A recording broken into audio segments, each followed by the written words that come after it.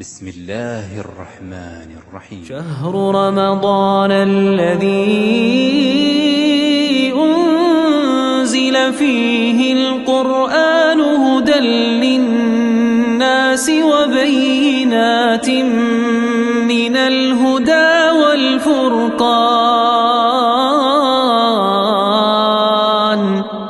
فمن شهد منكم الشهر فليصمه، ومن كان مريضا أو على سفر فعدة من أيام أخر، يريد الله بكم اليسر ولا يريد بكم العسر، ولتكملوا العدة ولتكبروا الله على ما هداكم ولعلكم تشكرون.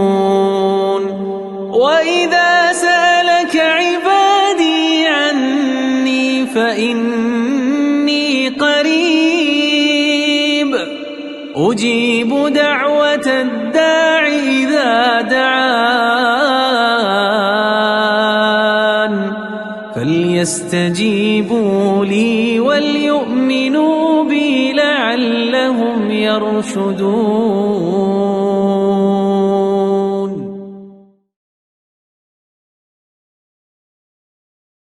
شهر رمضان الذي أنزل فيه القرآن هدى للناس وبينات من الهدى والفرقان، فمن شهد منكم الشهر فليصمه، ومن كان مريضا أو على سفر فعدة من أيام أخر، يريد الله بكم اليسر ولا يريد بكم العسر، ولتكملوا العدة ولتكبروا الله على